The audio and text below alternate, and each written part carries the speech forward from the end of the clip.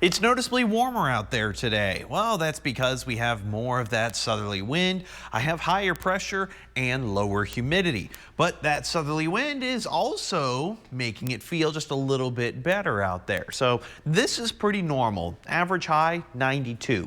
So 90 degrees, not bad by any stretch. And it's pretty uniform across the area. Upper 80s from Big Spring to Andrews to Seminole, to those lower 90s from Wink to Odessa, to mid 90s around Fort Stockton, upper 90s closing in on triple digits along the Rio Grande. That's because there is minimal cloud cover. Sure, a couple passing clouds here and there. Any kind of active weather mainly staying out to our east, specifically Abilene, Eastland, even just out toward Fort Worth. One severe warned storm just outside the Metroplex.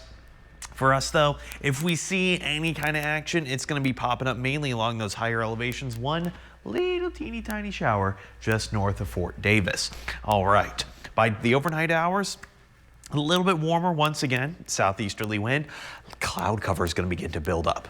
A bit more than what we're used to, and that's because we are expecting a very cloudy day with pop-up rain chances by the afternoon. And unfortunately, there is going to be a small severe potential. But think about it like this. Hey, if you don't get any rain, you are going to deal with a lot of cloud cover. And check this out, not 90s. All right, I'll take a little win here and there. Let's check that future track though. Where are those storms likely going to be forming? Well, it's all going to be part of a trough. It's a line of low pressure. That's why we're going to be dealing with a lot of cloud cover. Southeasterly winds, increasing moisture in the atmosphere. Then by the afternoon and evening, all right, we start to see our dry line coming through.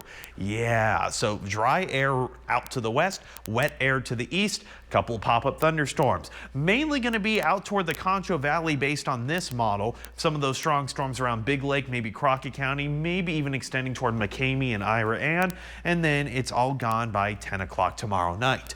By your Saturday, actually going to be very similar to today. That dry line is going to be a little bit farther out to the east. So on the west side of it, dry air, maybe a pop-up storm around Ozona, Big Lake, and then that's about it.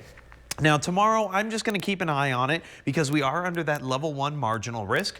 Now, it's only going to be for that small hail threat and that small wind threat.